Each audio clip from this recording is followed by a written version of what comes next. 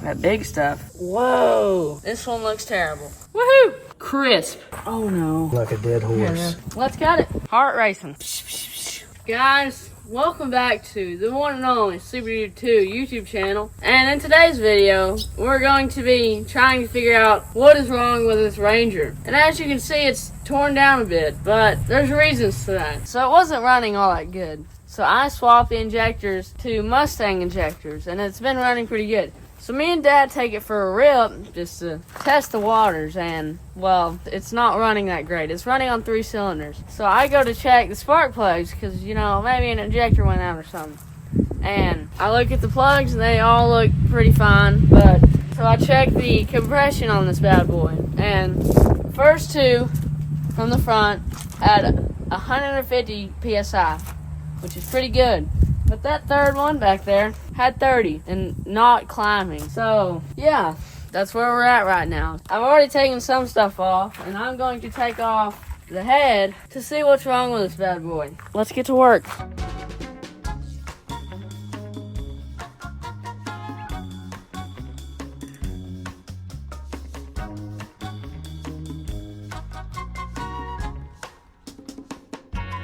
Okay, well, it is the next day, and yesterday I got the exhaust off, the timing stuff off, with it lined up. I got the alternator took off. Well, I'm about to take it completely off. I got that belt off, so I get the alternator off. And I got the hoses off and the injectors off. So now I just gotta unbolt this lower intake, then I can take the head off.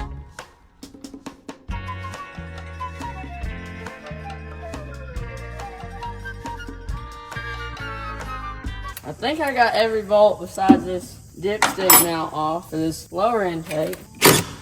So, it should be able to come off. I forgot about the coolant. Okay, so there is our lower intake. Surprising ports. Woohoo! So now, we should be able to take off this head. It's a 13mm 12 point. Okay, we got the man himself. We're gonna take this head off. I got the last 3 bolts. And now, should be able to come off. What secrets await us?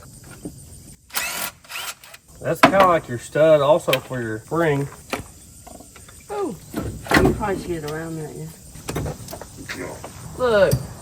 You gotta be kidding me. Is that something right there? Let's turn the engine over and see. This is the cylinder had no compression hardly, right? Yeah. Look, there's something messed up on that piston. Yeah.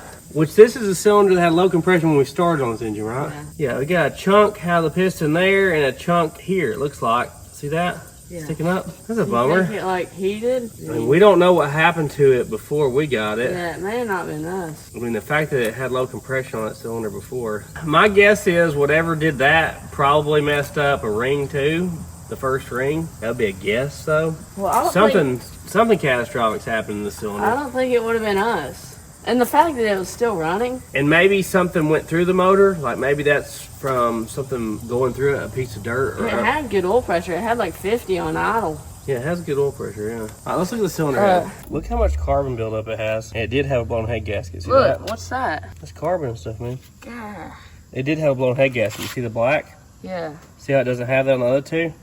It was blown here, for sure. See, it didn't blow out into a water passage like this way. Yeah, it's like a graphite head gasket, which is like the worst thing you can have, in my opinion. But it definitely blew between here and there, which it always seemed to not be running exactly right. That definitely is affecting your compression, that being blown out right there. That's so sad. I'd probably clean this head up and just see how your valves and stuff look, but that's an incredible amount of carbon buildup, though. Yeah. Especially on this cylinder. Crazy. And hideous.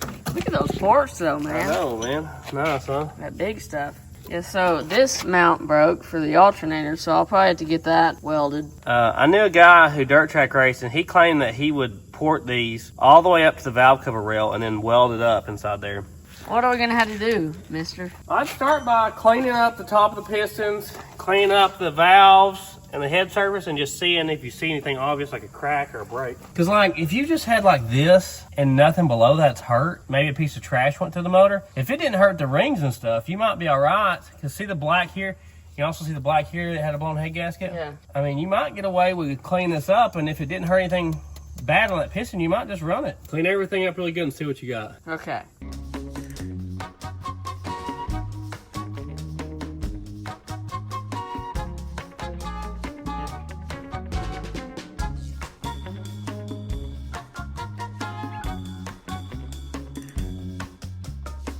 I got this all cleaned up, and it's pretty good. The head looks good.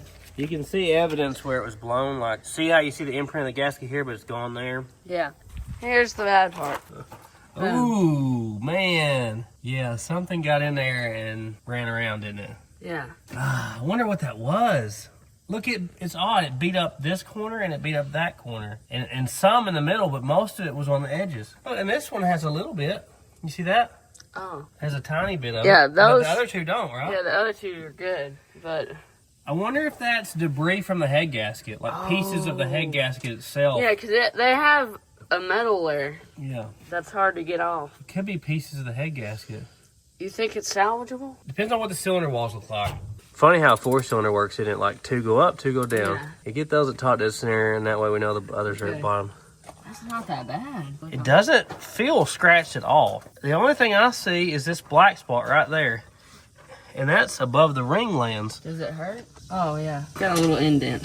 Yeah, I don't feel anything. Like, my fingernail's not catching on anything. I think it was just a head gasket? What I would do, like that piston has a lot of sharp peck marks in it, right? Yeah. Anytime you have sharp places in a combustion chamber or a piston top, that causes like a hot spot. So it's kind of like the tip of a spark plug can get red hot and pre-ignite the motor. Because it's like thin?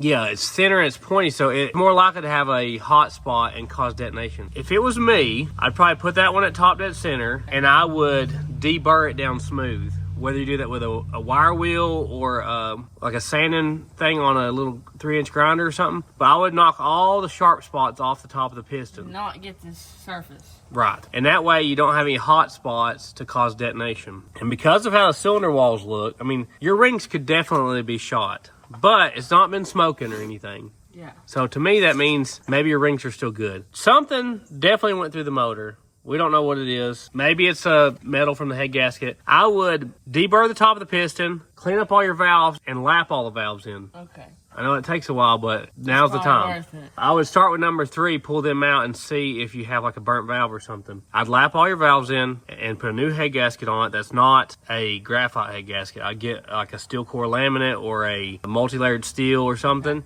and put her back together and see how she runs. Okay. And I probably would also test your injectors while you got it apart and make sure they're all flowing. But I mean, worst case scenario, you put all this back together and it doesn't work. At least the only thing you're out is a head gasket because you already need to make sure the valve seats are good. Like you're not spending any money on something that is just thrown away except for the head gasket. Yeah, maybe. it's not like I put pistons and built this fancy motor and then roached the pistons like you did.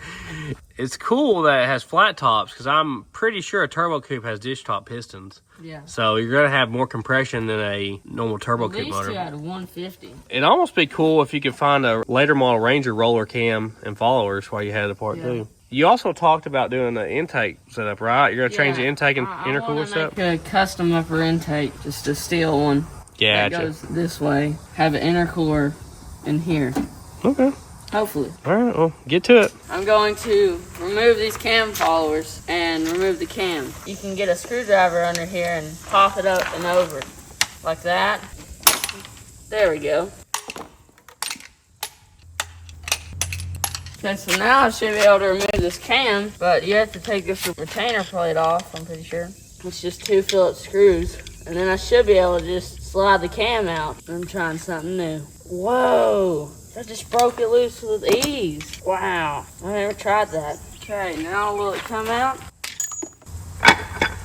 What are we stuck on? There we go. Cam bearings don't look the best. In fact, this one looks terrible. But we're gonna leave them. I don't care what they look like. This cam bearing looks pretty good, just being honest. This one, horrendous. Like, horrendous. But it had good oil pressure as was, so I'll probably leave it. This one, pretty good, just a little brass.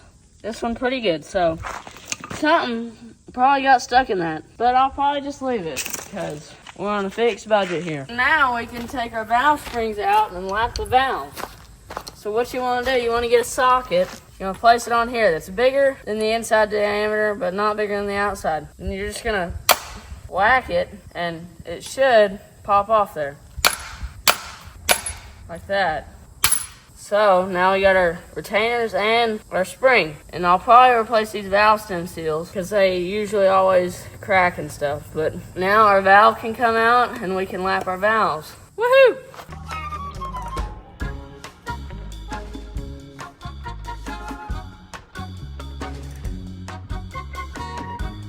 I got all that stuff out. Now I'm going to lap the valves in, but you can't get a drill on these valves without it hitting the cam stuff. So I'm gonna have to use this guy. I'm gonna use this and I'm gonna lap in all the valves.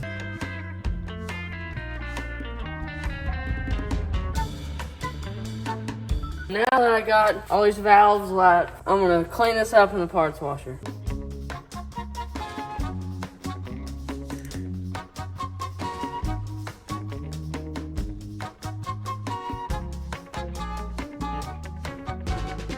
You see this hole right here? It goes to nothing. It's like weight reduction. So I'm gonna try to tap this, and so I can put a bolt down in there and like cone the head so the air can flow smoothly. So I just don't want there to be a hole there. I'm gonna try to tap it. Seems to be doing good. So now we can get our bolt. I'm definitely gonna put some Loctite on here because I do not want it coming out. Now we can tighten it. I'll probably cut the head off and then I can grind it down to make a good point in the middle.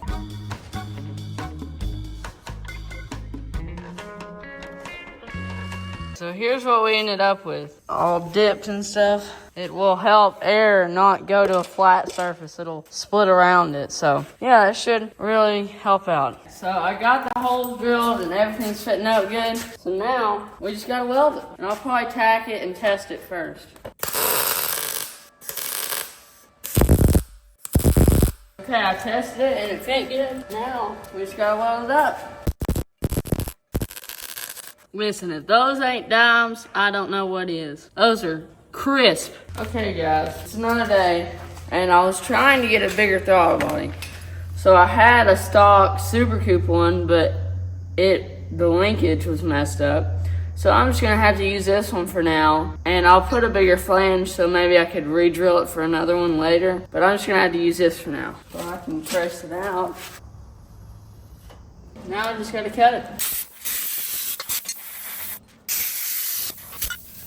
Woohoo!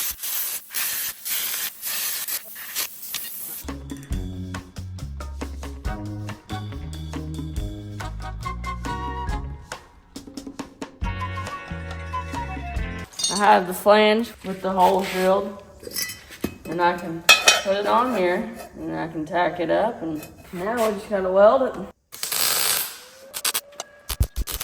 So, I've already unbolted the radiator, but I'm going to take the grill out so I can get this air conditioning condenser out, because we don't even have air conditioning anymore. I'm gonna take these out so I can try to mount an intercooler under here. Okay.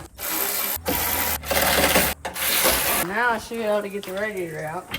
I took the lower radiator hose loose. Forgot to video it.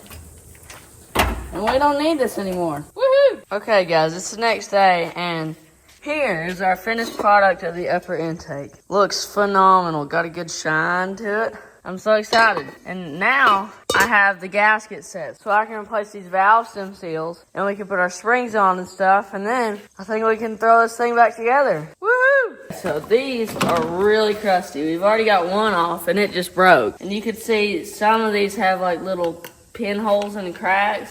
So we're definitely needing to be replaced. See, this one broke right on the thing. Yeah, valve stem seals do this and they'll start to make your car smoke.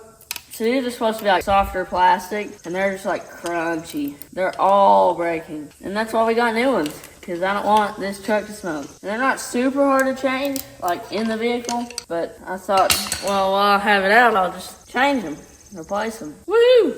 Now we can put our new ones in. Okay, so now we got our new ones that came with the gasket set.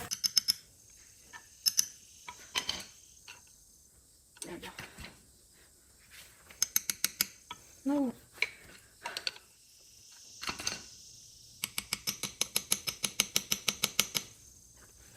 Don't want to break or nothing.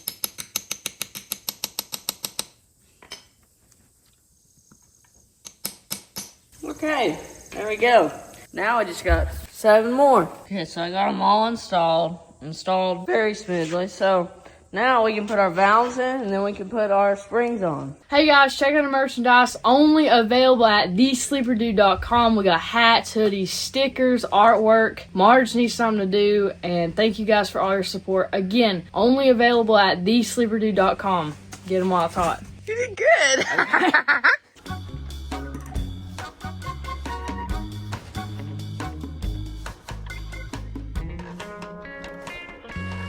Okay, so I got all the valve springs and the cam installed with the help of Dad, and now we can install this head. And I'm going to be using this Halomart. It's chunky. Okay, exciting moment. She gonna be a runner? I hope she runs on all four. That'll be beneficial. So the first torque spec is 60 foot-pounds, then it goes up to 90. Oh no.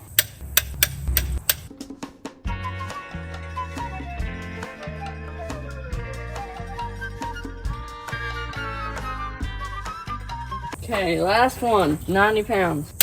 Okay, our head is installed. We're going to install the thermostat housing and the timing belt. I'm going to remove this crank pulley so I can get this old timing belt out, because I don't want that snapping and stuff.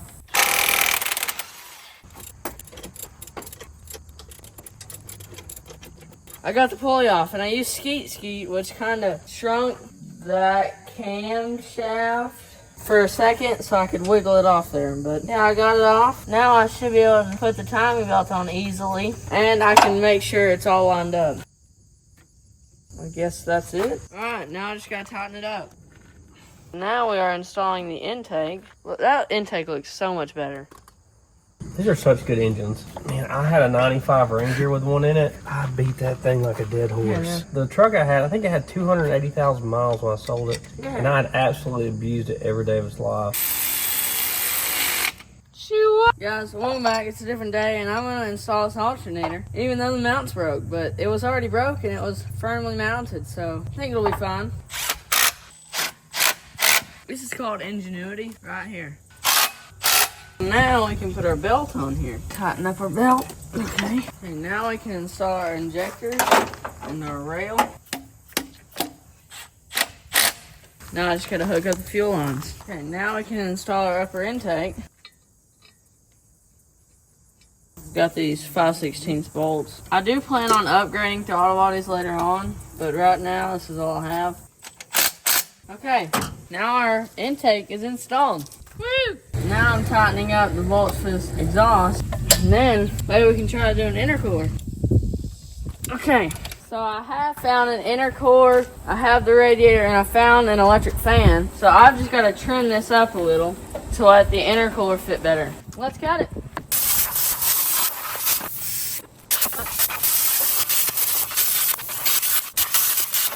So here's the intercooler. It was out of like a front-wheel drive turbo Volkswagen, and it should do plenty enough cooling for our intercooling. So this is just going to get a zip tie install on each side.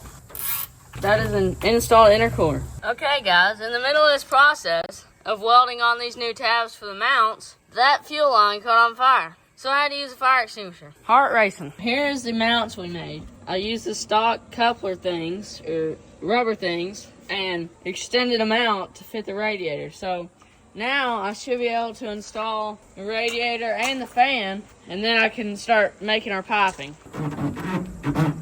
Okay, now we can give it a zip tie. So here's the fan I plan on running. I'll probably move it up just a little in front of this pulley. It should be plenty enough fan. So now we have a radiator and intercooler installed. I got our couplers for our intercooler and piping, and I got our pipes here that go. So now I just gotta cut them to length.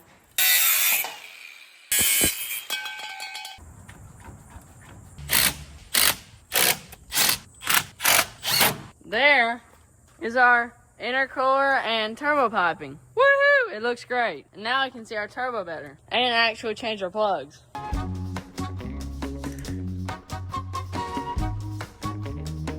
So now we're installing our 5W40 diesel, because this thing needs all the help it can get. So apparently this thing holds 5 quarts, so we'll see if that's right. Okay, I filled it all the way up with oil. Now we can install our throttle bracket. Put our distributor cap back on. Okay, now it's installed and we just gotta hook up our plug wires. Putting all our plugs back in, because I took them out to compression test it. Now I can fill it up with some water, so it doesn't overheat. Installing our front grille. Woo! I'm trying to wire up his electric fan here. I'm thinking about using this fuel pump relay because this is, I believe, for the fuel pump on the rail that we're not using. All right, Ralph, key it on. Okay, got turn the key on. That's very confusing. I have 3 switch power wires on that one relay. Well, we've been buttoning up loose ends here. I ended up having to put a new relay in. How it's wired is main power going into it, main power going out, straight to the fan motor. Ground side of the fan motor, straight to the radiator support. Jumpy wire going over to the positive trigger wire on the relay. The negative trigger wire on the relay, the brown one, goes to the dash, to a toggle switch. It's grounded into the dash, so it sends a relay to trigger it. Why don't you click it on and see if our fan works, bud?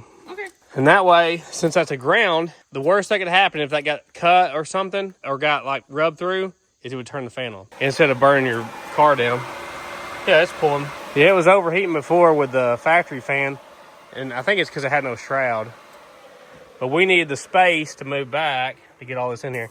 I'm just proud that Ralphie was able to do 99% of this alone. So I can say I built it now. Yeah, well, let's try it, I guess. We're just hoping it's still in time with ignition. All right, here we go.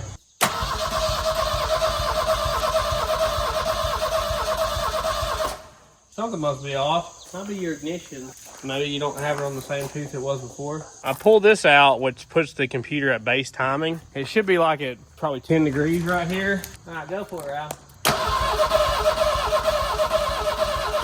It's nowhere near the mark. Pull the plug. Ooh, we were right there at it. Yeah, it told us there. Which one's number 1 plug wire? Give it the wiggles. So it should be pointing at that, and it is not even close. We may have to pull the distributor out and drop it back down in there. So I took the hole down completely loose. You can see our rotor's pointing that way. It needs to be pointing this way. So let's see if we can pick it up, drop it back in a different location. Probably the easiest thing for us to do. It seems pretty close there. Hopefully that doesn't freak out the computer. We'll try that.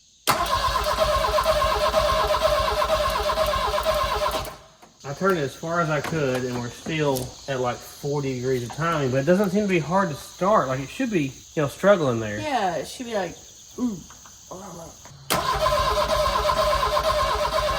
So we are hooking up our match sensor. That old upper intake had a bunch of vacuum ports. This new intake he made has 0. One more thing, Ralph. Your firing order's off. You have it like 1, 2, something. It's 1, 3, 4, 2. So it's off here? The plug wire's in the wrong order. Oh, well I'd say that and that maybe it'll run. Okay, you ready? We just found a sensor on the back of the engine that's unplugged. I think I found a plug for it. It's the next day and I took off this intercooler pipe and looked down the throttle body and there's nothing down there. So I'm wondering if there's something blocking airflow in this intercooler. So we're gonna try it without the intercooler. Woo!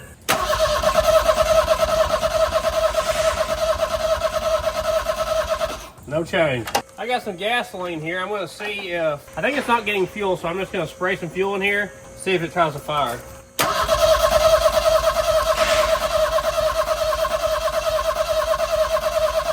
That's weird. It's not doing anything. So how in the world are we getting spark and I'm spraying fuel in it and it's not running? So I just tested the number 3 cylinder. Well, I tested all these. This one had like 150. This had like 150.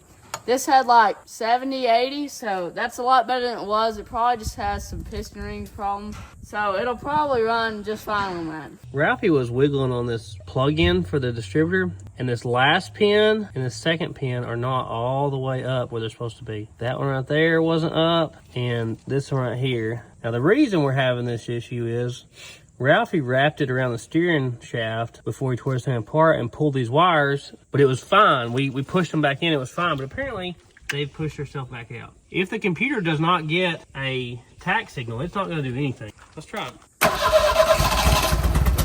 What the heck?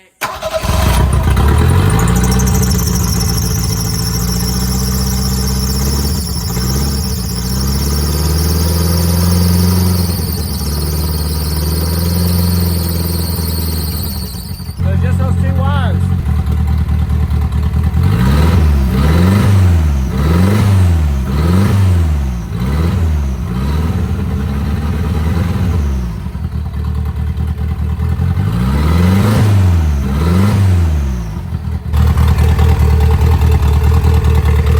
At least this thing's running after he took it apart. That's awesome that he was able to do this by himself.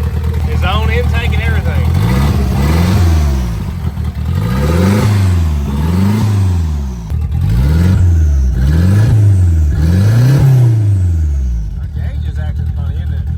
Absolute sleeper now. It doesn't even look like it has an intercooler. Yeah. All right, let's drive it.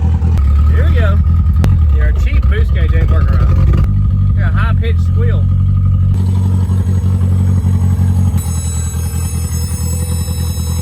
That's not an intake leak, is it? We've already blew a coupler off, and I don't know what that sound is. But it still has plenty of oil pressure. It still seems like it's kind of stumbling right now, doesn't it?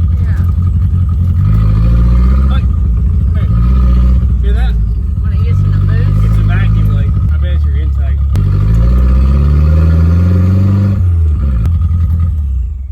Yeah, it's definitely a vacuum leak. The fan's supposed to be off already. I turned the fan off, but it's still running. Oh. That's what I told you before. If it grounds out, it'll just turn the fan on. It got on your exhaust. See, if that would have been a hot wire, could have been bad. Yeah, somewhere in here, do you have one of these vacuum caps come off or something? Somewhere in here, it's not happy. But did you RTV either one of these? No. Yeah, it might be a good idea to RTV all that.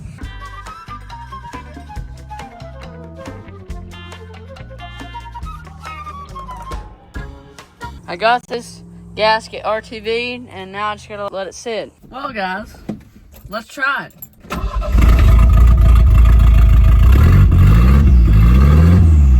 Woo!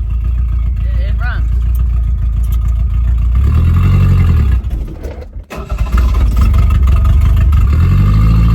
Well, guys, I'd call this a success story.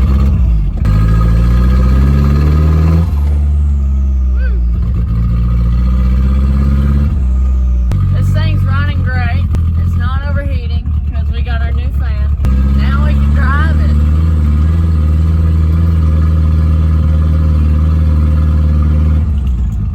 It's running great. Well, guys, apparently I wrapped up the wiring harness, but it just pulls these wires out, but it'll be fine. But guys, thanks for watching this video of getting this Ranger immaculate. But yeah, we got more compression on this third cylinder, which should help it drive great. So thanks for watching. Shoo!